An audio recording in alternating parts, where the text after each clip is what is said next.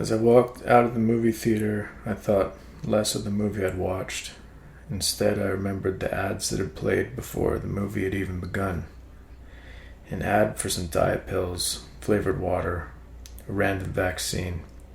It's unforgivable. I stood outside the movie theater, roasting in the sun. It was so hot, I felt like I was in a different continent. I looked at the parkade across the street. The yellow railing warbled in the heat. I was reminded of something I wrote a few months ago in some banal way. I paced back and forth talking to my parents. They were going to the grocery store and wondered what they could get Nora before we arrived. I told them we could go shopping once we got there, but they insisted. I told them to get any kind of berries that were on sale, whole milk, eggs, avocados if they looked good. Our flight was cancelled. I spent some time writing about the stress of rescheduling it, the hours of hold music we listened to, but for the most part, there's nothing to say about it. We sat upstairs, the day was open. Nora sat on the floor of my office and played peekaboo with Miriam, who was in the hallway. Nora had begun to understand how a door opened and closed and laughed every time she saw that her mother was there. She was distracted by a pink extension cord that was on the ground. She took it and tried to bite down onto it, to try to soothe the ache of the molars that had appeared in her mouth a few days earlier. I pulled the cord away from her and directed her to Miriam, and it was then, wobbling and brave, she took her first steps. 1, 2, 3, almost 4, before toppling over towards her mother. And those steps led us through the airport onto the plane and to Calgary. The Olympics played on the TV at my parents' house, where a man spun and launched his hammer into the air, toppling towards the cameras. Nora touched the flowers that were printed on the rug, unsure if they were real or not. Me and my dad got back to cleaning up the garage. All the boxes from his practice had finally been cleared out. We moved the fridge and threw out a bunch of crap.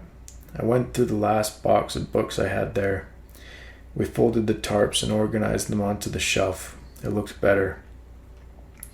There was something wrong with the garage door remote.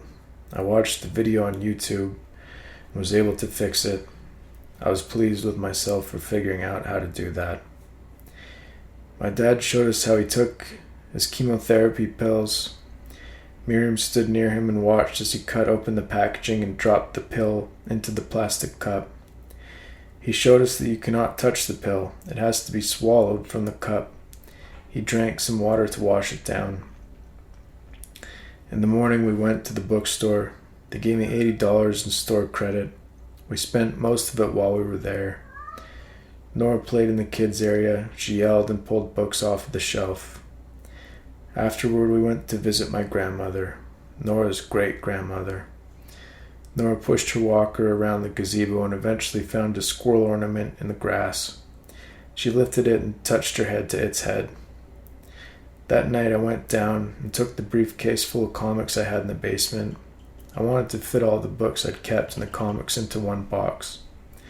I decided that in the morning we would go back to the bookstore to sell them the comics I'd kept so that everything would fit into the box. We would also go to the bottle depot. Nora and Miriam stayed home, but my dad decided to come with us. It was a lot for him to decide that he was feeling well enough to. He sat in the back seat and didn't say much for the most part. While he went to the bookstore again, he walked back and forth around the dirt parking lot across from the train tracks that were on the other side of the fence. He wore his Calgary Flames hat, and his sweater was tucked into his pants, the dust clouding around him as he walked. To anyone else, he was just a man wandering around a parking lot on a Sunday morning, but to me, he was the most formidable, most powerful man to have ever walked the earth. When we got back into the car, he asked about going for lunch. "Where do you want to go?" my mom asked. "Big Mac," he said. And so we went to the drive-thru.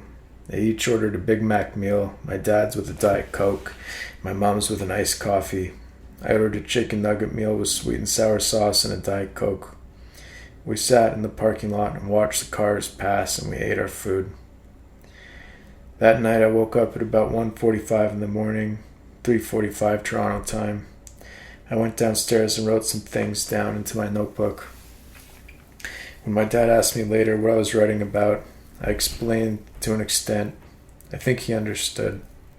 He told me about something he wrote when he was in middle school. His teacher thought it was good and had him read it to the class. He said the other kids thought it was good as well. We went around the house with a box of light bulbs, replacing the ones that had burnt out. He took a ring from a drawer and gave it to me. It was his dad's wedding ring. His initials HB were embossed onto it. My uncle told me a story about my grandfather. In World War II, he was trained to be a pilot in the Air Force. At some point, his sergeant called him a dirty Jew, so my grandfather beat the shit out of him. He was transferred out of pilot training and was to become a tail gunner instead. I looked out the window on the plane on the way home, turning his ring around my finger. The clouds moved below us. Nora had a tough time on that flight. She wasn't able to settle. Miriam put her in the carrier and walked her up and down the aisles until she began to get too fussy. She stood at the back of the plane. Nora screamed and thrashed hysterically. I'd never seen her so exhausted.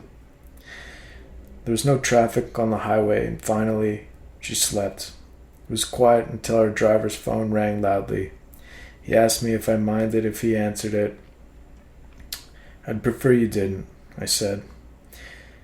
As the movie theater appeared ahead, I remembered standing there in the parking lot talking to my parents before they went to the grocery store before we came.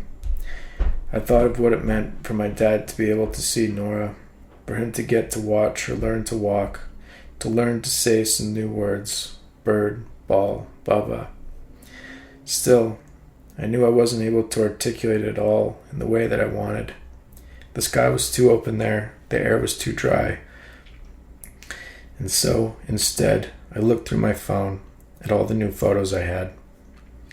Nora with my sister's dog, Nora laughing and holding her foot on the carpet, Nora and Miriam with my grandmother, Nora and Miriam sitting in the grass, Nora and her cousin eating pizza, Nora and her cousin and me building a dinosaur toy, Nora reading a book at the bookstore, Nora in a swing with me, Nora in the bathroom with Miriam, Nora, Miriam, my mom, my dad, and me, Nora and me sitting on the carpet, my dad sitting on the couch behind us, Nora hugging a dog stuffed animal my aunt gave her, Nora still holding the dog stuffed animal and spinning Miriam in a chair like a merry-go-round, Nora sitting in the park with her cousins, Nora sitting in my sister's basement with her cousins, Nora, her cousin, Miriam and my sister, Nora pushing a shopping cart in the grocery store with me, Nora and Miriam and I at the playground, Nora with her uncle and her cousins,